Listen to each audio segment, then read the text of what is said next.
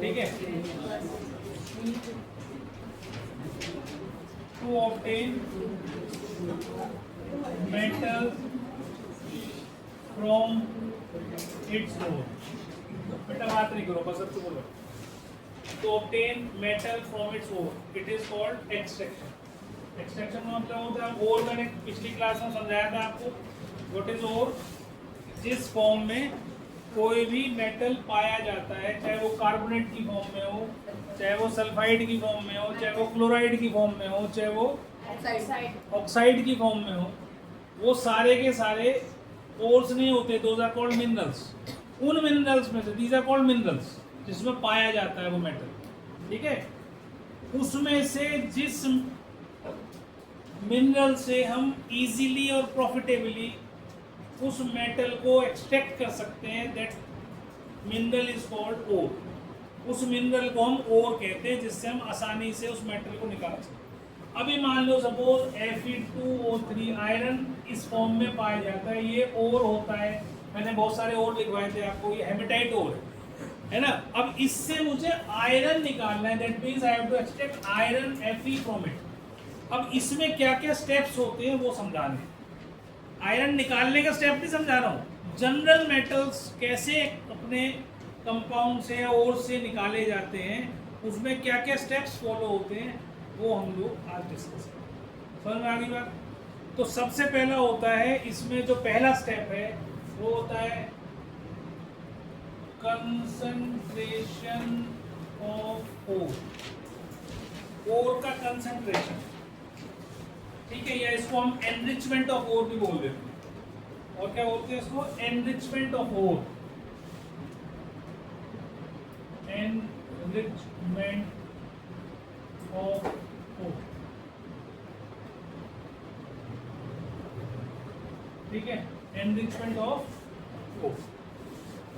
अब इसका मतलब क्या होता है? इसका मतलब ये होता है कि और जब हम, अब और कहाँ से आता है? पहली बात और की हम माइनिंग करते हैं। माइनिंग करते हैं मतलब हम उसको अपनी अर्थ को खोदते हैं और उसमें से वो नीचे से निकलता है, माइनिंग करते हैं उसको। जैसे कोयले की माइनिंग होती है ऐसे ही, ठीक है। सबसे ज़्यादा हमारे यहाँ साउथ में पाया जाता है। तो वहाँ जहाँ ये आयरन ओर होता है, वहाँ तुम देखोगे वहाँ की जो मिट्टी है, सॉइल है, वो रेड इन कलर होगी। क्यों होगी? क्योंकि Fe2O3 बन जाता है, ठीक है, उससे क्या ब्राउनिश कलर का बन जाता है, तो रस्ट टाइप की मिट्टी हो जाती है, ठीक। तो वहाँ से निकालते हैं। तो पहले जब ज़मीन से निकालते हैं तो उसके अंदर सॉइल भी होती है, उसमें और बहुत सारे कंकड़ पत्थर बहुत सारे होते हैं। जब हम नीचे से खुदाई करते हैं उसकी, तो उसको साफ करना होता है। तो पहले हम क्या करते हैं, उस ओर को पूरी तरीके से क्रश करके मिट्टी बना देते हैं, बिल्कुल पाउडर फॉर्म में ले आते हैं। जब वो पाउडर फॉर्म में आ जाती है, उसके बाद फिर हम उसमें से उसको एनरिच करते हैं, मतलब उसमें से जितनी भी इम्प्योरिटी है, लीविंग और असाइड, और को छोड़कर जो भी कुछ बच गया, चाहे उसमें छोटे छोटे पत्थर आए हों, चाहे सॉइल आ गई, चाहे सिलिकॉन आ गया, कुछ भी आ गया, एनीथिंग उसकी माइनिंग करते वक्त आ गया, उसको हम साफ करते हैं। तो उसको हम साफ कैसे करते हैं? उसके भी बहुत सारे प्रोसेस होते हैं अलग अलग, है ना। वो भी तुम्हारे कोर्स में अब नहीं है, हटा चुके हैं, लेकिन मैं फिर भी एक दो चार बता देता हूँ। जैसे जो आयरन ओर होता है, आयरन तुम्हें पता है हैवी मेटल है ना, भारी है। तो क्या करते हैं हम उसको, जब हमने पाउडर फॉर्म में ले आए उसको, उसकी पानी से धुलाई करते हैं, ठीक है, पानी से धोते हैं उसको हम बोलते हैं हाइड्रोलिक वॉशिंग। Hydraulic washing. इसको हाइड्रोलिक वॉशिंग करने के लिए क्या करते हैं, ये ऐसे ऐसे यहाँ पर एक पूरा, सपोज करो ऐसा कोई प्लैंक टाइप का कोई पट्टा सा है, और यहाँ पर बीच बीच में स्पीड ब्रेकर बना रखते हैं, ऐसे ऐसे स्पीड ब्रेकर बने। यहाँ पर ओर को रख देते हैं, और इधर से आप जो है वाटर इसके ऊपर डालते हैं। पानी डालने से क्या होता है, ये जो ओर है ये हैवी होता है, तो ये हैवी ओर तो यहीं रह जाता है, जो मिट्टी होती है वो यहाँ आ जाती है, हल्की होती है मिट्टी, है ना। और जो ये क्यों बनाया गया, ताकि इस हैवी ओर को पार करने से रोका जा सके। पर फिर अगला क्यों बना दिया, क्योंकि कुछ ना कुछ प्रेशर से, वाटर प्रेशर से कुछ और के पार्टिकल्स यहाँ आ जाएंगे तो ये रोक लेगा। पानी लगातार चलता रहेगा तो जितना भी उसके अंदर कचरा है, कितना भी जो भी कुछ उसमें बाहर से इम्प्योरिटीज तुमने खुदाई करने में आई है वो सब साफ हो जाएगा। ठीक है, तो इसको हम बोलते हैं हाइड्रोलिक वॉशिंग। एक मैग्नेटिक सेपरेशन भी होता है। मैग्नेटिक सेपरेशन में क्या होता है, ये सारे एनरिचमेंट करने के, एनरिचमेंट का मतलब है उसमें केवल और ही और रह जाए, बाकी सब हट जाए। ठीक है, जैसे इसका एग्जांपल आपको मैं क्या दूं, जैसे दूध वाला आता है घर में हमारे, वो पानी मिला के ले आता है ना। तो तुम क्या करते हो, उस दूध को पहले उबालते हो बहुत देर। उबालते क्यों हो उसको इतनी देर, ताकि उसमें से जितना एक्स्ट्रा वाटर है वो निकल जाए बाहर उसमें से, और थोड़ा सा थिक मिल्क हमारे पास बचे, जिससे हम पिए तो उसको हमें अच्छा लगे टेस्ट में। ठीक है, बिल्कुल पतला पानी अगर तुम्हें पिलाएंगे तो तुम पियोगे नहीं उसको, उसका टेस्ट नहीं आता, पानी का टेस्ट ज़्यादा आता है। तो दिस इज कॉल्ड एनरिचमेंट। ऐसे कह सकते हो कि दूध की मात्रा, या कह लो जैसे एसिड को कंसंट्रेट करते हैं, उसमें पानी कम करते जाओ, एसिड बचता चला जाएगा, तो वो एनरिचमेंट हो गया। एनरिचमेंट का मतलब बेसिक मीनिंग बता रहा हूँ कि उसमें से जो एक्स्ट्रा चीज़ें हैं वो बाहर कर दो, और वो अपने रूप में ही रह जाए वो जैसा है। जैसे Fe2O3 है तो Fe2O3 ही रह जाए वो, उसमें और कुछ ना बचे। ठीक है, अब एक और होता है, ये Fe2O3 एक तो हाइड्रोलिक वॉशिंग से भी सफाई कर सकते हैं, एक और होता है मैग्नेटिक सेपरेशन। ये आपको किसी को कोई कुछ नहीं याद करना, ये मैं सिर्फ समझा रहा हूँ। ये होता है मैग्नेटिक सेपरेशन। अब जितने भी मैग्नेटिक ओर्स होते हैं, मैग्नेटिक मेटल्स के ओर्स होते हैं, वो सारे के सारे इस सेपरेशन मेथड से आप अलग कर सकते हैं। क्या करते हैं इसमें आप पुली ले लो, पुली नहीं सॉरी, ये क्या कह सकते हो उसमें,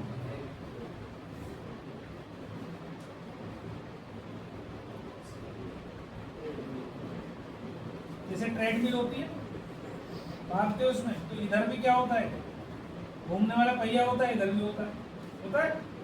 तो यहाँ पर लगा दी मैंने मैग्नेट इसे, और ये आपका इसके ऊपर बेल्ट चढ़ा दी, घूमने वाली 2 व्हील्स है, इसके ऊपर एक बेल्ट चढ़ा दी, जिसे वो देखते हो आटा चक्की, आटा चक्की में वो चलती है बेल्ट।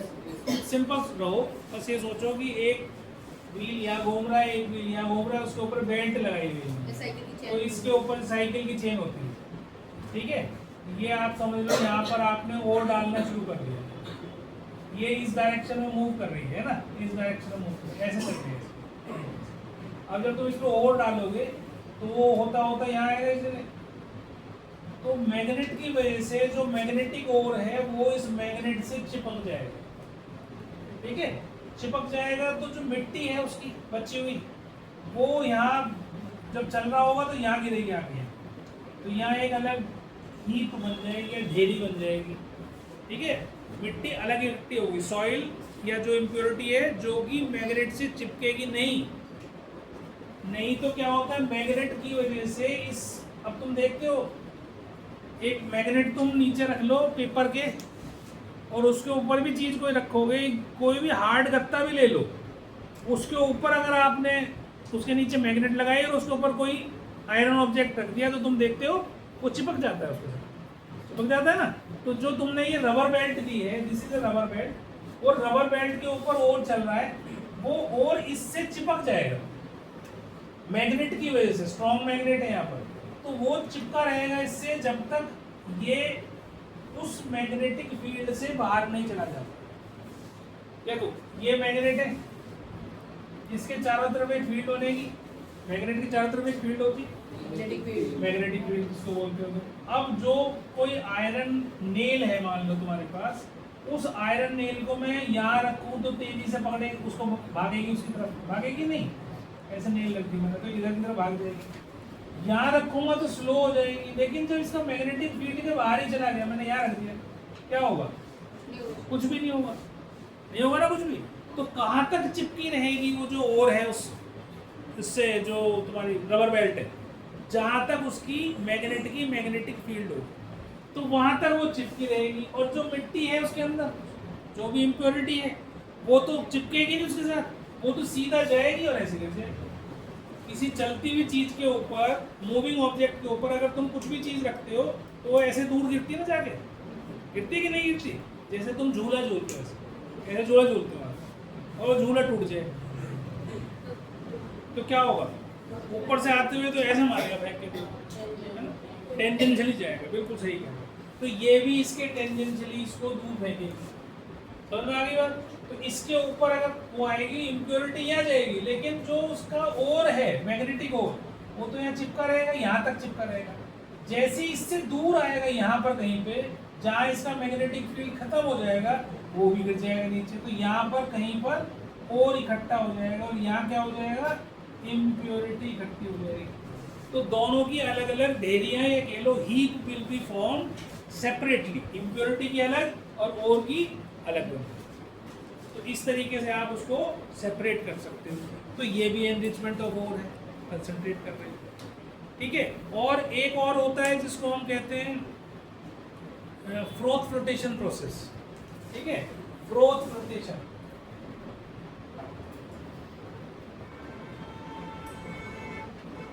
अब ये क्या होता है फ्रोथ फ्लोटेशन प्रोसेस? ये ज्यादातर सल्फाइड ओर्स के लिए किया जाता है।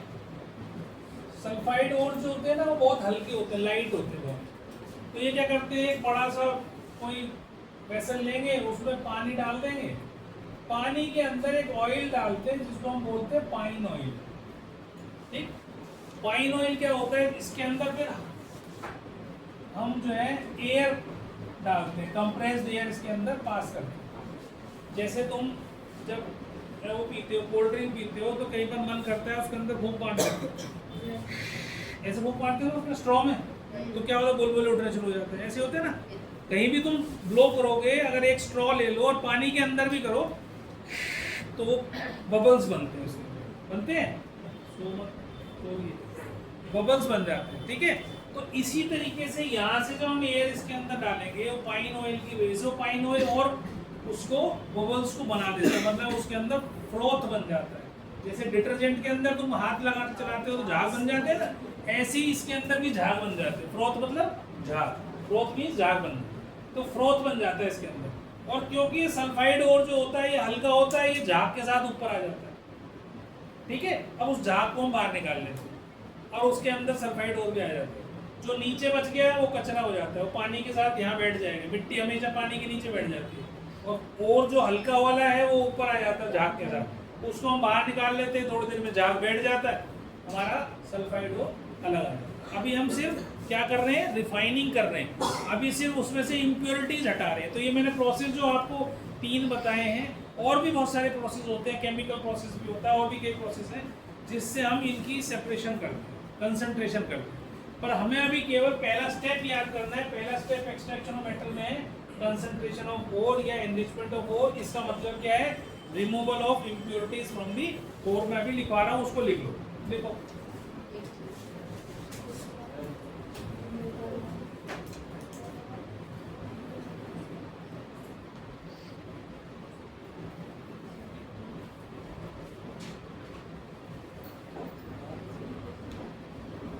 अच्छा, जो इसके अंदर इम्प्योरिटीज होती हैं, जो इसके अंदर इम्प्योरिटीज होती है उसमें क्या क्या होता है, जैसे सैंड हो गई, कोई भी रॉकी मटेरियल हो गया, पत्थर भी होता है, अर्थी पार्टिकल्स हो गए, लाइमस्टोन मिल जाता है, चूना, ठीक है, और एटसेट्रा एटसेट्रा कुछ भी मिल सकता है। ये सारे जो भी इम्प्योरिटीज हैं इनका एक नाम है जिसको हम क्या कहते हैं,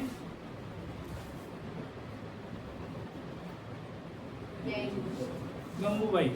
मेरे भी क्लास में यही बोल दिया आज। ठीक है। थोड़ा गैंग में मतलब गंगू। तो ये गंगूबाई होती है ना, तो गैंगी बोलते हैं इसको, गैंगी बोल लो, तुम जो भी बोल लो, अंग्रेजों से पूछ के आओ क्या है ये, यू ई क्यों लगाया अगर गैंग बोल रहे हो।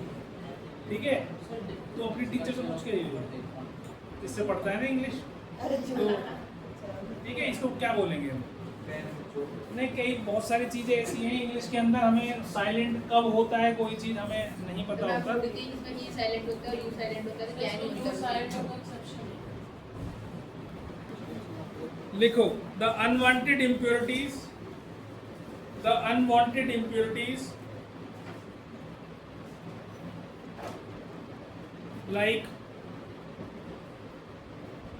sand, Rocky material, limestone, earthy particles, earthy particles, etc. Present in an ore are called gangue. ठीक है, स्पेलिंग मैंने बता दी, GANGUE.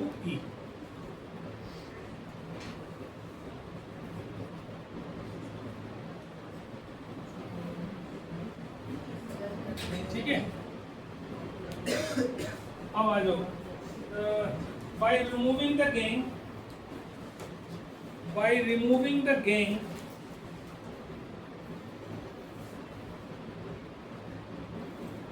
we get a concentrated ore.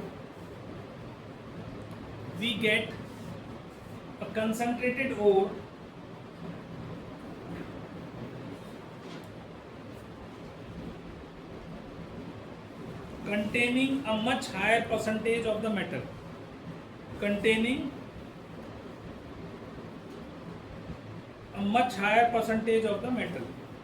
ठीक है, अब इसका एक और अच्छा एग्जांपल समझ में आया, याद आया अचानक कि कंसंट्रेशन कैसे भी याद रख सकते हो. मान लो जब खेत से गेहूं आता है, अगर मैं खेत से सीधा गेहूं ले आऊं घर में, हम जो लेके आते हैं जिसके भी घर में गेहूं आता है वो साफ होके आता है ना. लेकिन अगर हम सीधा खेत से उठा के ले आए घर पे तो हम डायरेक्ट उसको पीस नहीं सकते, तो हमें क्या करना पड़ेगा, पहले उसको छलने में छानना पड़ेगा ताकि उसमें से जो इम्प्योरिटीज है वो हट जाए, है ना. उसके बाद फिर हम उसको पीसते हैं. तो जो तुम ये हटा रहे हो छान के, वो क्या है, what is that is called concentration. मतलब अब आप उसमें से अगर मान लो सपोज करो आप 100 किलो वो लेके आए गेहूँ घर पे, उस 100 किलो में से मान लीजिए 1 किलो या 2 किलो उसके अंदर कचरा निकल आया, तो वो तो फेंकना ही पड़ेगा. अब आपके पास जो प्योर फॉर्म में गेहूँ बचा वो 98 kg बचा. ठीक है, तो this is called concentration of ore. मतलब अब गेहूँ ज़्यादा बच गया, कचरा बाहर निकल गया, तो this is called concentration of ore. अब आ जाइए नंबर 2. बेटा छोड़ दे उसको, घर पे जाके इंग्लिश पढ़ना, रख दे उसको. इसके साथ चक्कर मत पड़े, गलत ही बता देता है. कल गोल्ड के रेट जो है कितने सस्ते बता रहे, कितने बता रहे थे वो, 11,000 कितने बता रहे थे, नहीं कितने, 10 लाख रुपए किलो. हाँ मैंने गया मुझे दिला के, कौन सा लोग कर रहा था. अब इधर देखो, अब आ गया number 2 step, conversion of concentrated ore into metal.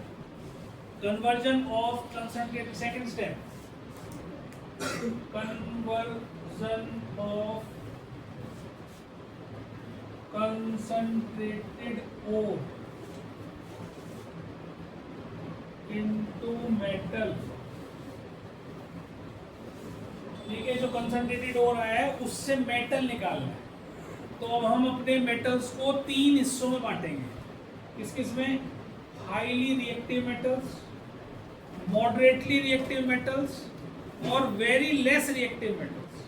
एक तो होते हैं बहुत ज़्यादा रिएक्टिव है, जैसे हमने पोटेशियम सोडियम के बारे में पढ़ा होगा ना, बहुत रिएक्टिव है.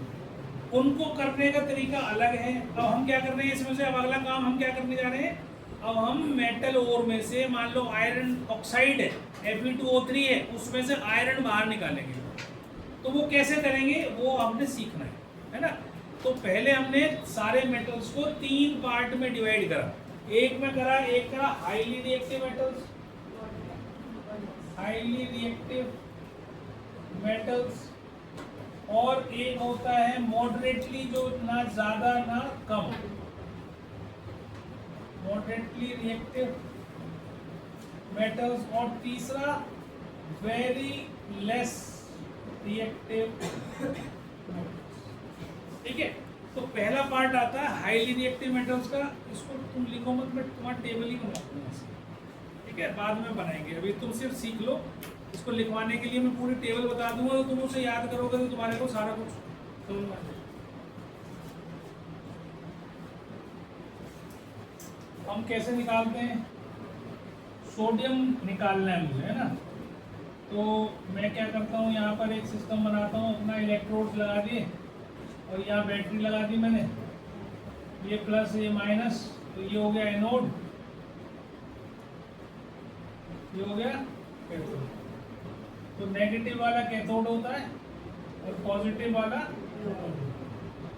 अब अगर आपको NaCl से आपको क्या करना है, सोडियम निकालना है ना। तो सोडियम निकालने के लिए आपको सोडियम चाहिए, तो मैंने आपको बताया था उसके लिए आपको यहाँ पर सोडियम डालना पड़ेगा, NaCl डालना पड़ेगा, लेकिन सॉलिड फॉर्म में तो हम डाल नहीं सकते। तो हम इसको दो तरीके से कर सकते हैं, एक तो पानी में डाल सकते हैं इसको, तो ये आयनाइज हो जाता है, कई बार बता चुका हूँ, ये पानी में डालने से सॉल्ट आयनाइज होता है या मेल्ट करने से होता है। तो पर अगर हम पानी में डाल देंगे तो क्योंकि सोडियम बहुत रिएक्टिव मेटल होता है, तो जैसे ही सोडियम बनेगा वो फट से रिएक्ट करेगा और NaOH बना देगा।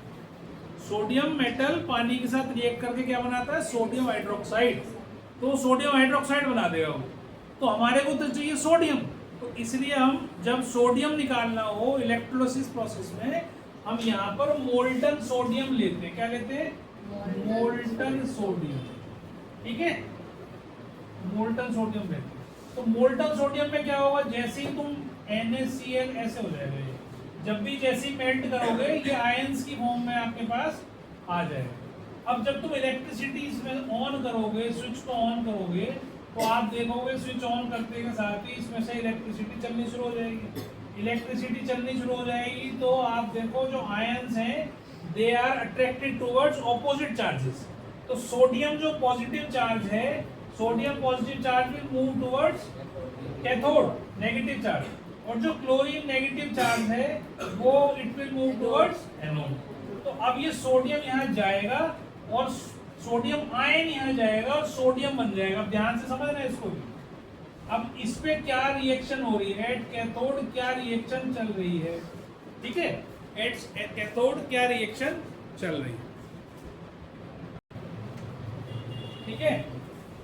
तो ये सोडियम कहाँ चला गया, कैथोड पे हो क्या रहा है, कैथोड पे हो रहा है Na+ आया, ये Na+ था, इसने एक इलेक्ट्रॉन इससे ले लिया और ये क्या बन गया, सोडियम आयन से सोडियम एटम बन गया। अब ये प्लस चार्ज इसके ऊपर क्यों था, एक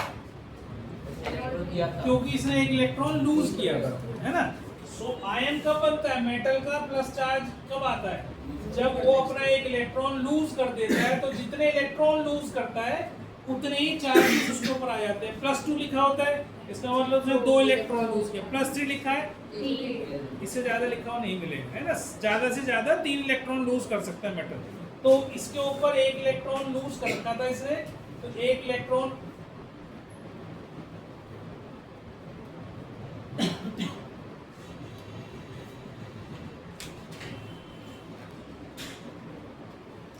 ठीक है। तो इसने 1 इलेक्ट्रॉन लिया और अपना बन गया। अब एनोड पे क्या हुआ, एनोड पे क्या हुआ, क्लोरीन लिए, इसके पास ऑलरेडी एक ज्यादा ले रखा था, जो इसने लिया था वो इसने लिया था। अब ये क्या करेगा, अपना 1 इलेक्ट्रॉन लूज करेगा। तो लूज करेगा तो क्या करेगा, Cl तो बन जाएगा, लेकिन 1 इलेक्ट्रॉन लूज करके बनेगा। अपना जो इलेक्ट्रॉन इसके पास 1 इलेक्ट्रॉन था वो इसने दे दिया, ठीक है, इसने एनोड ने ले लिया वो, और इसने दिया इसको, कैथोड ने इसको दिया और इसने 1 इलेक्ट्रॉन ले लिया। तो अब यहाँ Cl बन गया। ऐसे 2 एटम बनते ही क्या बन जाता है, Cl2 गैस बन जाती है। तो Cl2 को हम अलग इकट्ठा कर लेते हैं और जो सोडियम होता है वो इस इलेक्ट्रोड के ऊपर इकट्ठा हो जाता है, उसको हम बाद में निकाल लेते हैं मेल्ट करके। बात समझ में आ गई। तो सोडियम निकालने के लिए या पोटेशियम निकालने के लिए हमें इलेक्ट्रोलिसिस प्रोसेस करना पड़ता है और मोल्टन फॉर्म में ही लेना है आपको। यहाँ पर मोल्टन फॉर्म में ही सोडियम क्लोराइड को लेना है आपने, उसको एक्वस फॉर्म में नहीं लेना है, ठीक है, एक्वस फॉर्म में नहीं लेना है। वैसे आप इस मेथड से सारे जितने भी वो हैं उनको सबको निकाल सकते हो, लेकिन ये कॉस्टली मेथड है। इलेक्ट्रिसिटी हमारे देश में बहुत महंगी है और कम भी है, ज़्यादा नहीं है ना। तो इसलिए इलेक्ट्रिसिटी वाला प्रोसेस केवल उनके लिए ही करा जाता है जिनको ज़रूरत है। और नॉर्मल तरीके से कोई एक्सट्रैक्ट होता है तो उसको वैसे करते हैं। अब हम मॉडरेटली रिएक्टिव में आते हैं, इसीलिए इसको हाईली रिएक्टिव मेटल्स को हम केवल इलेक्ट्रोलिसिस प्रोसेस से करते हैं और किसी तरीके से ये नहीं हो सकता। अब मॉडरेटली रिएक्टिव में क्या आ जाता है उसके लिए बताता हूँ। पहले इसको थोड़ा सा लिख लो, एक लाइन लिखो, ठीक है। अब लिखो जरा एक बार,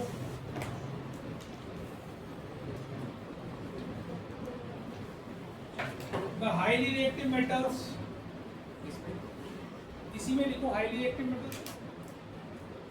the highly reactive metals such as potassium, highly reactive metals such as potassium, sodium, calcium, magnesium and aluminium.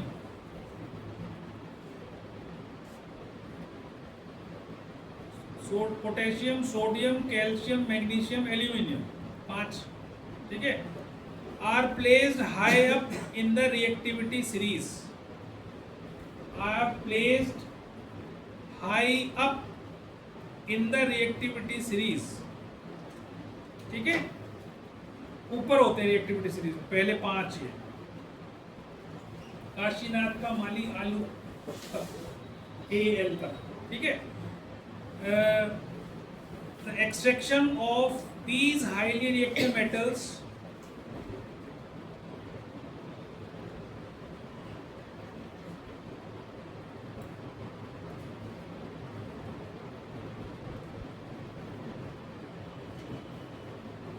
is done by the electrolysis of their molten, is done by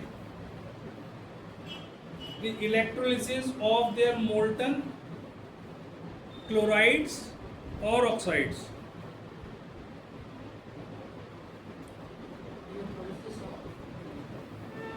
The molten or molten chloride or oxide. Extraction of these highly reactive metals is done by electrolysis of their molten chlorides or oxides.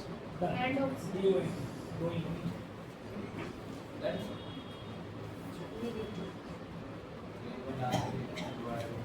ठीक है, दोबारा बोलोगे। The extraction of highly reactive metals is done by the electrolysis of their molten chlorides or oxides. Potassium chloride होता है, molten form melt करके ही उसको डालना है, क्योंकि जितने रिएक्टिव हो पानी से तुरंत रिएक्ट करेंगे, बनेंगे, इसलिए, ठीक है। ठीक है, समझ में आ गया बच्चों? कोई डाउट तो नहीं किसी प्रकार का? ठीक है। अब इसमें अब मान लो एल्यूमिनियम को एक्सट्रैक्ट करना हो, ये लिखना चाहो तो तुम सोडियम का भी लिख सकते हो, ठीक है। एक मिनट बस। सोडियम में को कैसे एक्सट्रैक्ट करा है हमने, ये है एक्सट्रैक्शन ऑफ सोडियम।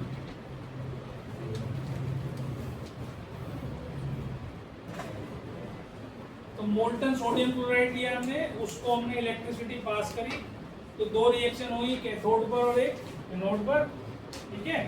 और कैथोड पर एक इलेक्ट्रॉन उसने लिया और सोडियम बन गया, और एक क्लोराइड ने एक इलेक्ट्रॉन अपना दे के क्लोरीन बना लिया और Cl2 गैस बन गई, ठीक। तो इनके जितने भी हमने हाईली रिएक्टिव मेटल्स लिए, या तो इनके ऑक्साइड्स लेते हैं या इनके क्लोराइड्स लेते हैं। अब मान लो एक्सट्रैक्शन हमें करनी पड़ जाए एल्यूमिनियम की, एक्सट्रैक्शन ऑफ एल्यूमिनियम फ्रॉम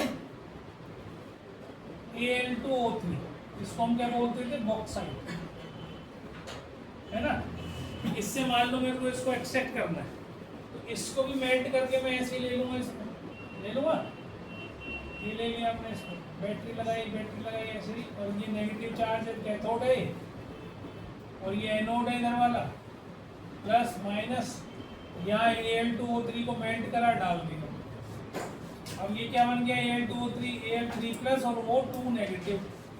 जब आयंस बनते हैं तो कैसे बनता है, वैसे फॉर्मूला क्या है, Al2O3, तो 3 तो इसका वैलेंसी है और 2 इसकी वैलेंसी, तो एल्यूमिनियम की वैलेंसी है +3 और ऑक्साइड की वैलेंसी है -2।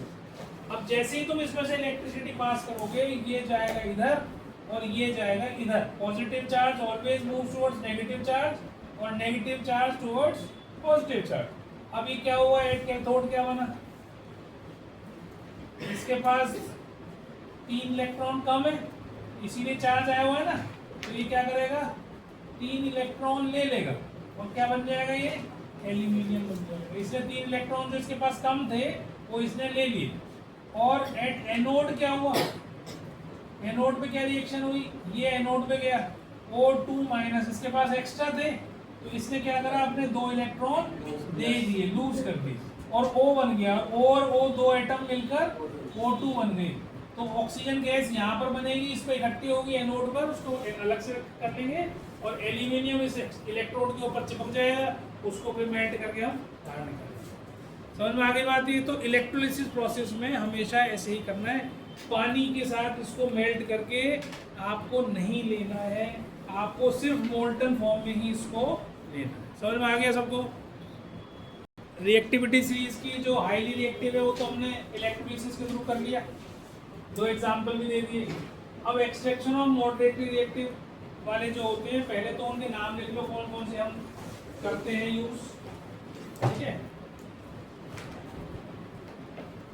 देखो जो मॉडरेटली रिएक्टिव मेटल्स आते हैं उनको देख लो, वो होते हैं zinc Zn, Fe, lead Pb, Cu, copper. ठीक है, कॉपर मॉडरेटली भी होता है और लेस में भी आ जाता है, दोनों में आ जाता है, तो हम लेस में ही करेंगे उसको, ठीक। तो और लेस वाले में जो बिल्कुल कम रिएक्टिव वाले होते हैं उसमें कॉपर और मर्करी आ जाता है, ठीक है। और जो बिल्कुल रिएक्ट नहीं करते वो और नीचे वाले आ जाते हैं, गोल्ड और प्लेटिनम, ठीक है। तो अब हम उससे पहले 2 चीजें पढ़ेंगे, इसको हम बोलते हैं कैल्सिनेशन और एक रोस्टिंग, है ना। कैल्सिनेशन और रोस्टिंग क्या होती है, ये होता है heating of ore in the absence of oxygen, ठीक है। ऑक्सीजन के एब्सेंस में ओर को हीट करना, कैल्सिनेशन। और ये क्या होता है, heating of ore in the presence of oxygen, ठीक है। ये ऑक्सीजन के प्रेजेंस में हीट करना और इसमें एब्सेंस में हीट करना। इससे 2 छोटे छोटे काम और होते हैं। जब तुम हीट करते हो तो क्या होता है, इसका फायदा और क्या होता है, वोलेटाइल जो इम्प्योरिटीज हैं वो भी क्या होती हैं, उड़ जाती हैं। वोलेटाइल इम्प्योरिटीज उड़ जाती है ना। जो भी चीज गर्म करते हो तो उसमें कोई वोलेटाइल होगी तो गायब हो जाएगी, हवा में चली जाएगी। दूसरा, जो उसके साथ water stuck to the over, ठीक है, वो भी हो जाता है, वो भी गया, वेपराइज हो गया, है ना। पानी जब गर्म करोगे, water stuck to the over is vaporise, ये भी गायब हो गया। मतलब कैल्सिनेशन के ये 2 फायदे और भी होते हैं, ठीक है। कैल्सिनेशन के या रोस्टिंग के, दोनों में सेम चीज है। रोस्टिंग में भी गर्म ही कर रहे हो और इसमें भी गर्म ही कर रहे हो, बस ये ध्यान रखना हीटिंग जरूर लिखना है, ठीक है। कई बार मैं पूछता हूँ व्हाट इज कैल्सिनेशन, तो लिख देते हैं it is done in the absence of oxygen. क्या, what is done, heating, heating of ore है। ये ओर को गर्म कर रहे हो ऑक्सीजन की एब्सेंस में, ऑक्सीजन की प्रेजेंस। तो अब ये कैल्सिनेशन जो है ये किसके लिए करी जाती है, कार्बोनेट कोर्स के लिए करी जाती है। जो भी मेटल कार्बोनेट की फॉर्म में होगा उसके लिए हम ये कैल्सिनेशन करते हैं, ठीक है। जैसे मैं लिख दूं जिंक कार्बोनेट, मॉडरेटली रिएक्टिव में जिंक भी आया ना, तो जिंक कार्बोनेट ले लिया मैंने, तो उसमें कैल्सिनेशन करेंगे। और रोस्टिंग के लिए क्या करेंगे, ये किसके लिए करते हैं, सल्फाइड ओर्स के लिए। जिसके भी सल्फाइड ओर्स हो वो आप इससे कर सकते हो, ठीक है। तो हमने कल ओर्स में पढ़ा भी था, एक तो हमने जिंक का पढ़ा था, जिंक ब्लेंड, और एक पढ़ा था कैलामाइन। तो कैलामाइन किसको बोला था? जिंक कार्बोनेट को, उसका नाम था कैलामाइन। और जिंक ब्लेंड था जिंक सल्फाइड। ठीक है, तो अगर मान लो इसका ZnS आ जाए तो हम क्या करेंगे? रोस्टिंग करेंगे।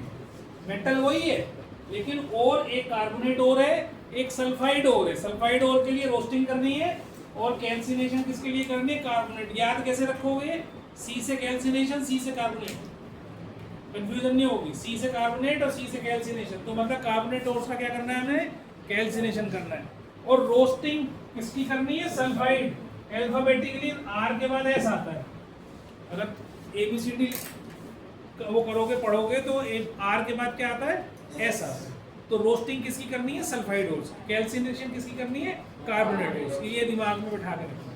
समझ में आ गई बात? तो पहला काम आपको ये करना है। इससे क्या होगा? What will happen? अगर हम गर्म करेंगे तो ये किसके लिए है? पहले हम जो भी अगला स्टेप जो हम लिखने जा रहे हैं उसमें क्या है? पहले हम किसी भी मेटल ओर को, अगर वो ऑक्साइड नहीं है, अगर वो मेटल ऑक्साइड नहीं है, मेटल कार्बोनेट है, मेटल सल्फाइड है, तो हम पहले उसको मेटल ऑक्साइड में कन्वर्ट करेंगे। तो मेटल ऑक्साइड में कन्वर्ट करने के लिए ही ये दो प्रोसेस किए जाते हैं। ठीक है, जैसे मान लो ZnCO3 है, जिंक कार्बोनेट है, हमने कहा भाई हम इसकी कैल्सिनेशन कर देते हैं। कैल्सिनेशन मतलब O2 नहीं है इसके अंदर, हमने गर्म कर दिया केवल इसको, तो ये क्या बनेगा? ZnO प्लस CO2 गैस इसमें से बाहर निकल जाएगी और ये ZnO बन जाएगा। तो मेटल ऑक्साइड बनाते हैं क्योंकि मेटल ऑक्साइड से मेटल को एक्सट्रैक्ट करना आसान होता है। तो पहले हम मेटल कार्बोनेट, मेटल सल्फाइड, जो भी कुछ कैसा भी मेटल है उसको हम मॉडरेटली रिएक्टिव मेटल में दो ही मिलते हैं ज़्यादातर, कार्बोनेट या सल्फाइड। तो हम उसमें क्या करते हैं? उसको पहले हीट करते हैं इन द एब्सेंस ऑफ ऑक्सीजन, तो वो क्या बन जाएगा? मेटल ऑक्साइड बन जाएगा। या उसको हम हीट करेंगे इन the presence of oxygen, roasting करेंगे तो भी वो क्या बन जाएगा? ऑक्साइड बन जाएगा। जैसे फॉर एग्जांपल अब जिंक सल्फाइड होता है, इसकी हम क्या कर देते हैं? प्लस O2 की प्रेजेंस में रोस्टिंग करते मतलब हीट कर रहे हैं, समझ लो ये भी हीट ही कर रहे हैं। या ऑक्सीजन की प्रेजेंस नहीं है या ऑक्सीजन की प्रेजेंस है, तो ये ZnO प्लस SO2 ये बन जाएगा। तो अभी भी मेटल ऑक्साइड ही बन गया। ठीक है, तो मेटल ऑक्साइड जब बन जाता है उसके बाद फिर हमें उसको निकालना उससे बहुत आसान हो जाता है, हम रिडक्शन कर सकते हैं। नीचे लाइन लिख लो इसके लिए, जब तक मैं कहता नहीं था जब तक लिखा, तो उसके नीचे प्रॉपर लिखा। चलो लिखो, the moderately reactive metals,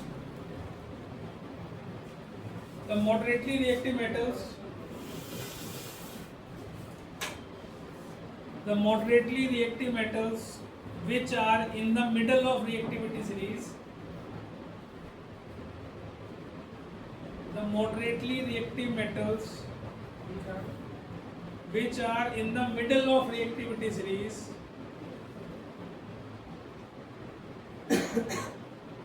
are extracted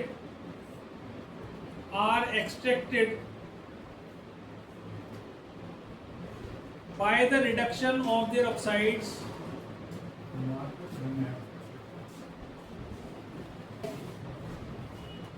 the moderately reactive metals which are in the middle of reactivity series are extracted by the reduction of their oxides, clear? By the reduction of their oxides with carbon, aluminium, sodium और calcium. ठीक है, अब और आगे लिखो, एक line आगे छोड़कर लिखना है इसमें ना। It is easier to obtain metals from their oxides. It is easier to obtain metals from their oxides than from carbonates or sulfides.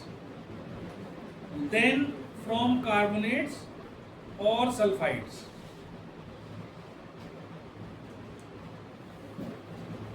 ठीक है, अब आगे लिखो, एक लाइन अगली लाइन में लिखना, उसको भी अगली लाइन में लिखना। ये सारे पॉइंट्स हैं, समझ लो।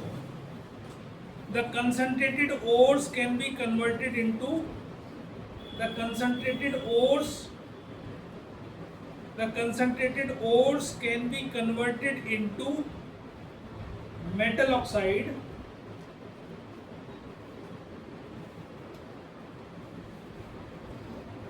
by the process of calcination or roasting. By the process of calcination और रोस्टिंग. ठीक है, तो पहली बात तो ये है जितने भी मॉडरेटली रिएक्टिव मेटल्स हैं उनको हम कैसे करते हैं, रिडक्शन करते हैं विद द हेल्प ऑफ, इससे या तो कार्बन यूज करते हैं या एल्यूमिनियम यूज करते हैं या सोडियम यूज करते हैं या कैल्शियम यूज करते हैं. ये रिड्यूसिंग एजेंट की तरह काम करते हैं. ठीक है, तो इनका यूज किया जाता है, लेकिन सारे हमारे पास ये ऑक्साइड की फॉर्म में तो पाए नहीं जाते. अब आयरन तो ऑक्साइड की फॉर्म में मिल जाता है हमें Fe2O3 की फॉर्म में, लेकिन जिंक कार्बोनेट की फॉर्म में मिल रहा है, जिंक सल्फाइड की फॉर्म में मिल रहा है, ये और से इसके. तो इसके लिए पहले हमें क्या करना पड़ता है, पहले उनको ऑक्साइड में कन्वर्ट करना पड़ता है ताकि उनको हम ऑक्साइड बनाकर आसानी से एक्सट्रैक्ट कर सकें. ऑक्साइड से रिडक्शन करना मतलब मेटल निकालना आसान होता है. ठीक है, तो मैंने लाइन सेकंड पॉइंट जो लिखवाया है वो ये लिखवाया है कि metals can be extracted easily bye there oxides rather than from carbonate और सल्फाइड. ठीक, तो ये दो प्रोसेस हमने कर लिए, कैल्सिनेशन भी कर लिया और रोस्टिंग भी कर लिया. ये दो रिएक्शन भी मैंने आपको लिखवाई है. ये रिएक्शन कैल्सिनेशन की और रोस्टिंग की लिख लो उसमें, अगर नहीं लिखी है तो लिख लो, कैल्सिनेशन और रोस्टिंग की रिएक्शन. ठीक है,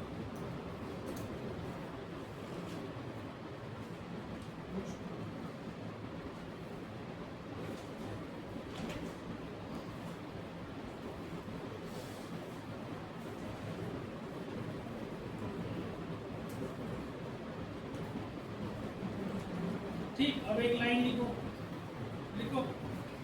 the metal oxides are converted to free metal. The metal oxides are converted to free metals by using reducing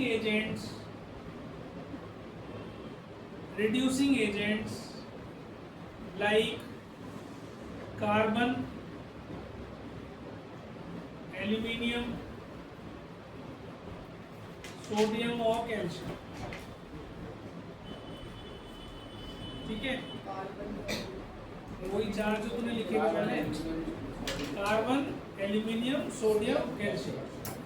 ठीक है, अब सबसे सस्ता और बढ़िया क्या होता है, कार्बन. कोक जिसको बोलते हैं, पीने वाली नहीं. कोक क्या होता है, जब कोयले का हम डिस्ट्रक्टिव डिस्टिलेशन करते हैं. अब डिस्ट्रक्टिव डिस्टिलेशन क्या होता है, हीट करते हैं इन द एब्सेंस ऑफ ऑक्सीजन. जब कोयले को हम हीट करते हैं इन द एब्सेंस ऑफ ऑक्सीजन, तो उसमें से जितनी भी चीजें उस कोयले के अंदर होती हैं, कोल गैस होती है, कोल तार होता है और एक अल्कोहल भी निकलता है उसमें से, वो सब निकल जाता है. उसमें जो रेजिड्यू बचता है लास्ट में, दैट इज कॉल्ड कोक. कोयले का डिस्ट्रक्टिव डिस्टिलेशन कह रहे हैं इसको, मतलब heating of coal in the absence of oxygen. उसको हीट करने से उसमें जितनी भी इम्प्योरिटीज होती है जिससे मिलकर वो कोयला बना होता है, वो सब चीजें उसमें से निकल जाती है. केवल कार्बन बचता है, जो प्योर कार्बन बचता है वो कोक कहलाता है. लकड़ी से का भी जब डिस्ट्रक्टिव डिस्टिलेशन करते हैं, लकड़ी से भी बना सकते हैं, उसको हम बोलते हैं चारकोल. उसमें लकड़ी में भी ऐसे ही पानी निकलता है, उसमें से भी एक काला काला तार निकलता है, गुड गैस निकलती है, उसमें भी एक अल्कोहल निकलता है. ये सब चीजें निकल जाती है. जो लास्ट में बच जाता है दैट इज कॉल्ड चारकोल. वो भी प्योर कार्बन होता है. मतलब अब कार्बन बच गया, उसके अंदर जो भी कुछ था सब हीट करने से बाहर निकल गया. वो रिड्यूसिंग एजेंट की तरह काम करता है. तो कोक ज़्यादा यूज़ किया जाता है, चारकोल नहीं यूज़ करते हैं. कोक ज़्यादा यूज़ करा जाता है और वो आसानी से उसको रिड्यूस कर देता है. जैसे आयरन के रिडक्शन में, आयरन ऑक्साइड से आयरन बनाने में कोक का यूज़ होता है, कार्बन का यूज़ होता है. अब क्या करते हैं उसमें वो मैं लिखवा रहा हूँ।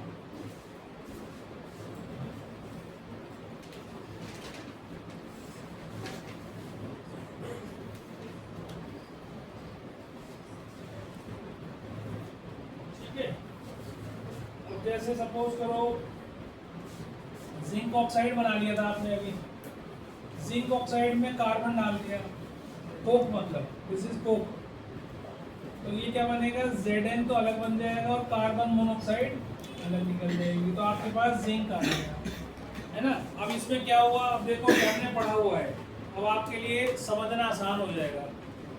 ये इसमें से क्या रिड्यूसिंग एजेंट है, क्या ऑक्सीडाइजिंग एजेंट है, क्या रिड्यूस हुआ, क्या ऑक्सीडाइज हुआ, चैप्टर नंबर 1 में पढ़ा था हमने, पढ़ा था ना।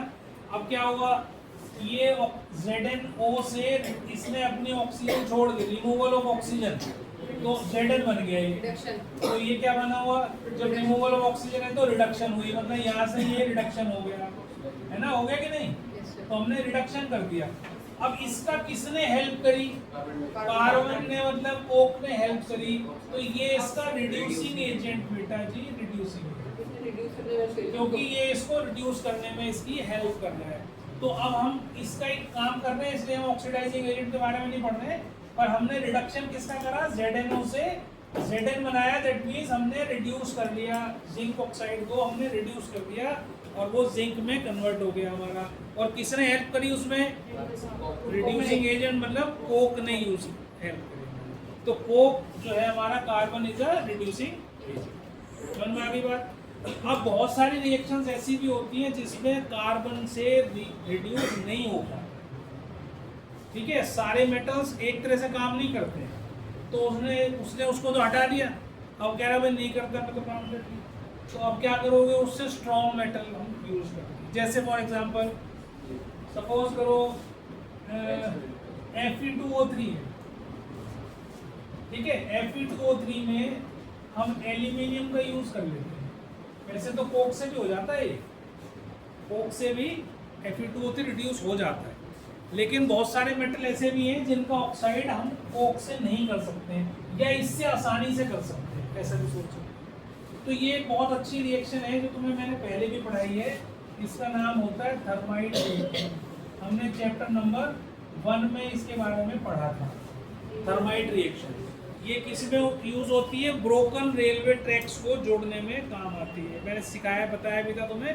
होता क्या है, जब हम मेटल ऑक्साइड के अंदर एल्यूमिनियम पाउडर डालते हैं, एल्यूमिनियम जो है ये जो ऑक्साइड होना चाहिए ये एल्यूमिनियम से नीचे वाले मेटल्स का ऑक्साइड होना चाहिए, बस ये ध्यान रखना। एल्यूमिनियम से रिएक्टिविटी सीरीज में जो नीचे आते हैं, अब हम कैसे लिखते हैं,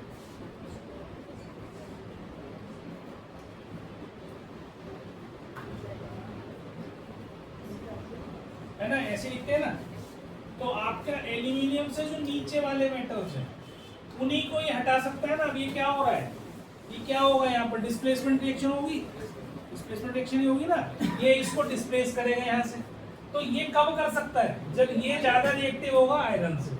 अब मान लो यहाँ पर कोई ऐसा मेटल ले लूँ मैं जो एल्यूमिनियम से ऊपर है, तो उसको रिड्यूस कर पाएगा क्या, नहीं कर पाएगा। मान लो मैं सपोज Mg ले लूँ यार, तो मैग्नीशियम ऑक्साइड ले लिया मान लो और साथ में लिख दिया एल्यूमिनियम, तो रिडक्शन नहीं होगी, है ना। तो रिडक्शन कब होगी, जब आप इससे नीचे वाले मेटल्स का ऑक्साइड लेंगे। तो अब आपने क्या करा, इसके अंदर जैसे ही इसको डालोगे तो बहुत ये this is highly exothermic reaction, exothermic reaction होती है, ये बहुत पूछी जाती है, ठीक है। एक्सोथर्मिक रिएक्शन होती है। रेलवे के जो ट्रैक्स होते हैं वो कई बार क्या होता है, एक्सपेंशन कॉन्ट्रैक्शन की वजह से बीच में से ब्रेक हो जाते हैं, टूट जाते हैं, तो उसको ये सारी पटरी को, रेल को तो बदलेंगे नहीं, जो पूरी ट्रैक है, तो वो क्या करते हैं, उसको वेल्ड कर देते हैं। तो वेल्ड करने का मतलब ये कहलाती है thermite welding, this is also called thermite welding. तो ये क्या करते हैं, वहां पर जाते हैं, ये Fe2O3 ले जाते हैं, एल्यूमिनियम उसके अंदर डालते हैं, उसके अंदर वो रिएक्शन होती है, बहुत हाईली एक्सोथर्मिक रिएक्शन होती है, और क्या बनता है Fe+Al2O3, मतलब अब आयरन ऑक्साइड ना रहकर आयरन बन जाता है उसको, और फिर उसको क्या करते हैं, मोल्ड्स के बीच में लगा कर उसमें भर देते हैं उसको लिक्विड को, तो फिर थोड़ी देर में आयरन होता है तो वो जम जाएगा, सॉलिड हो जाएगा, तो वो रेलवे, ब्रोकन रेलवे ट्रैक जो है हमारा जुड़ जाता है। वैसे वेल्डिंग नहीं कर सकते इसमें, जैसे नॉर्मल वेल्डिंग तुम देखते हो ना जो स्टिक से करते हैं, वो नहीं कर सकते इसमें। तो इसमें ये वाली टूट चलेगी, ये टूट जाती है, ठीक है। उसे पूरा भर देते हैं, क्रैक को भर देते हैं, ठीक है। जैसे हमारी छत में अगर क्रैक आ जाए तो हम क्या करते हैं, सीमेंट भर देते हैं ना, तो बस सीमेंट रोडी वाला उसका क्रैशर का वो भर देते हैं मसाला, उसको ऊपर से वो कर देते हैं। ऐसे ही इसमें इससे भरते हैं, तो उसको आसान हो जाता है करने में। तो ये थर्माइट रिएक्शन कहलाती है। तो यहाँ पर हमने किसका यूज़ करा, एल्यूमिनियम का यूज़ करा, ठीक है। तो इसको भी लिखो, मैं लिखवा देता हूँ उसको, कैसे हो जाएगी। A more reactive metal like aluminium can also be used as a reducing agent.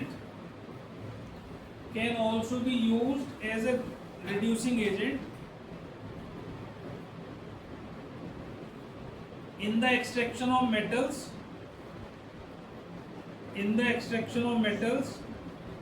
from their oxides.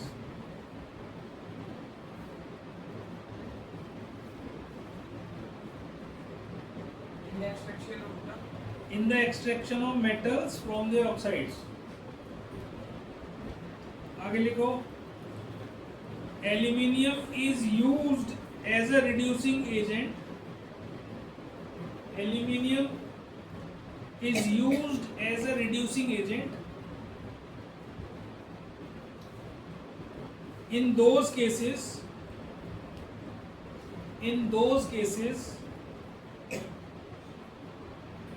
where the metal oxide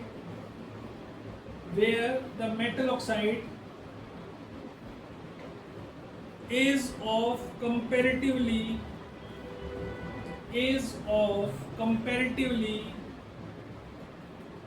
more reactive metal. दोबारा बोलो,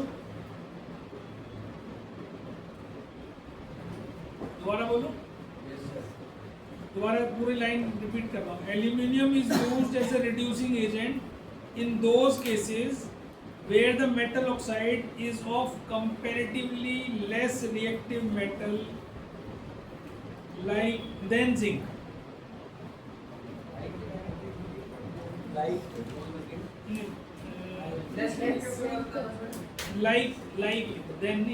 Like zinc etc.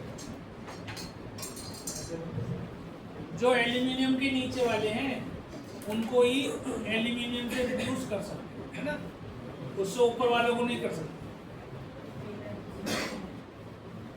और ये मैंने आपको लिखवा दी है। और एक रिएक्शन और भी लिख लो इसकी, मैंगनीज डाइऑक्साइड भी, मैंगनीज को रिड्यूस करने के लिए भी हम एल्यूमिनियम का यूज कर देते हैं, MnO2 प्लस एल्यूमिनियम, ठीक है। तो ये बन जाता है Mn प्लस Al2। बैलेंस कर लेना आप लोग, आपको बैलेंसिंग सिखाई हुई है मैंने, ठीक है। ये इसकी वेरिएबल बैलेंस ही होती है बेटा, मैं कुछ नहीं बता सकता तुम्हें, तुम बस इसको लिख लो।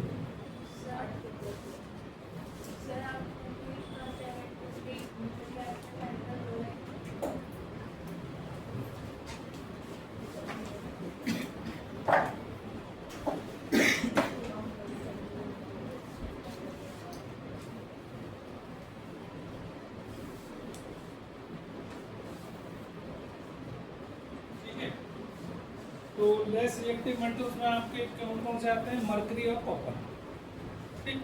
तो इसमें आपको किसी रिड्यूसिंग एजेंट की जरूरत नहीं होती।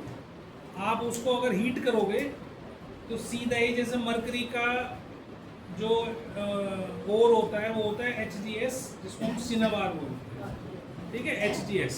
अब उसको हम हीट करेंगे तो वो डायरेक्टली मरकरी बन जाएगा। बनता दो स्टेप में ही है, और हम एक में भी लिख सकते हैं। वो कैसे बनता है, HGS प्लस O2 पर हमने, क्योंकि सल्फाइड ओर है तो क्या करेंगे, इसमें रोस्टिंग करेंगे, है ना। सल्फाइड ओर है तो रोस्टिंग करेंगे, हीट करेंगे इसको, तो ये क्या बनेगा, HgO प्लस SO2 पहले, और फिर जब हम इसको फर्दर हीट करते जाएंगे तो क्या होगा, Hg अलग निकल जाएगा और O2 अलग निकल जाएगा। ऐसे दो स्टेप में भी लिख सकते हो, डायरेक्टली आप लिख सकते हो भाई HgS को हमने हीट करा इन द प्रेजेंस ऑफ ऑक्सीजन, और ये क्या बन गया, Hg प्लस SO2। ऐसे भी आप और बस एक लाइन लिख देंगे कि हमें कंटिन्यू हीट करते रहे इसको। तो तुम ऐसे ही लिख देना चाहिए डायरेक्ट। कोई जरूरी 2 स्टेप में लिखो, मैं तुम्हें समझा रहा हूँ कि ऐसा होता है, ठीक है।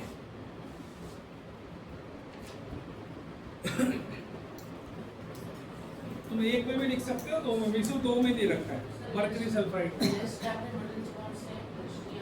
Hg और Cu ले सकते हो, मर्करी और कॉपर, CINNABAR, सिन्नाबार, ठीक है। तो ये आप, ठीक है, ये HDS वाली ये 2 रिएक्शन इसने तो दे रखी है, ये 2 नहीं, आप इसको डायरेक्ट भी लिखना चाहो तो ये लिख सकते हो। अच्छा, अब आता है, ये तो हो गया एक्सट्रैक्शन ऑफ मर्करी, है ना, ये तो है extraction of mercury.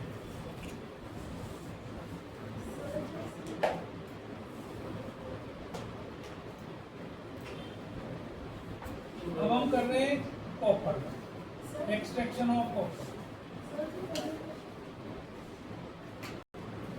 Extraction of copper में स्टेप नंबर 1 देखो, the concentrated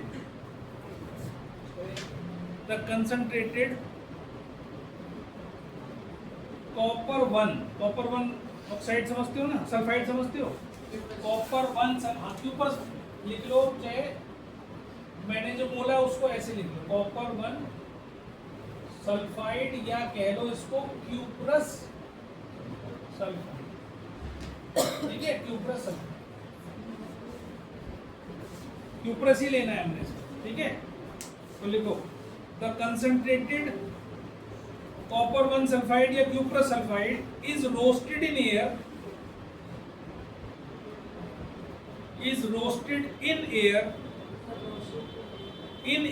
ROASTED।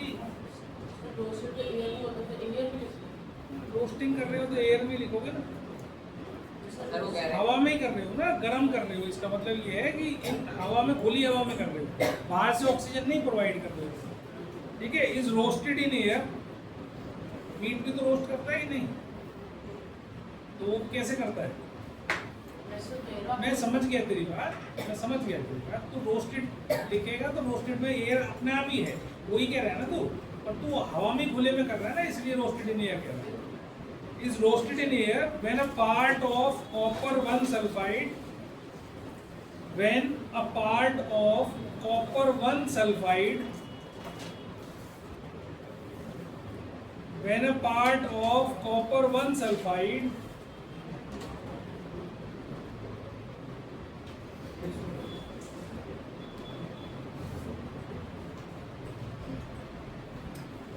is oxidized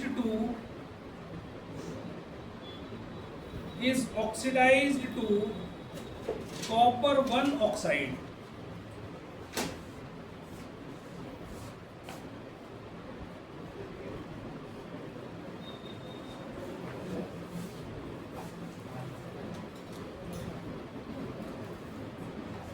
पहली रिएक्शन, ठीक है, is oxidized to copper 1 oxide। अब ये हीट कर दिया आपने, रोस्टिंग हो गई मतलब, ठीक है। अब लिखो स्टेप नंबर 2, ये स्टेप नंबर 1 था। अब स्टेप नंबर 2 लिखो, when a good amount of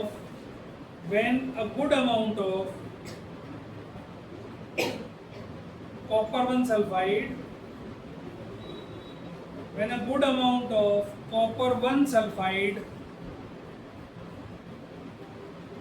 has been converted into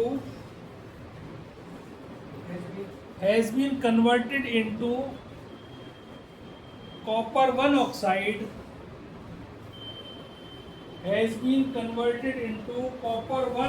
oxide,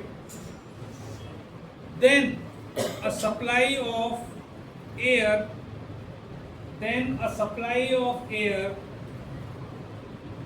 for roasting is stopped.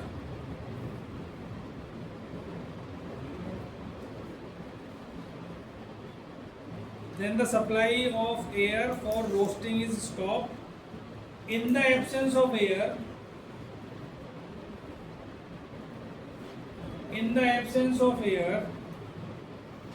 copper 1 oxide formed above, जो ऊपर बनी थी copper monoxide, formed above reacts with the remaining copper 1 sulfide, reacts with the remaining, दोबारा बोलूं Vikram, Remaining copper. कहाँ तक पहुँच गया? So in the absence पूरा of air. बोलो। In the absence of air, copper 1 oxide, बेटा बोलो मत, copper 1 oxide formed above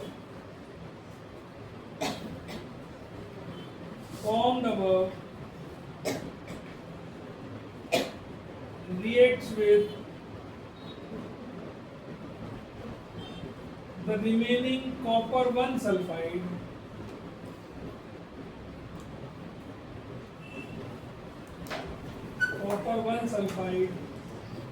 to form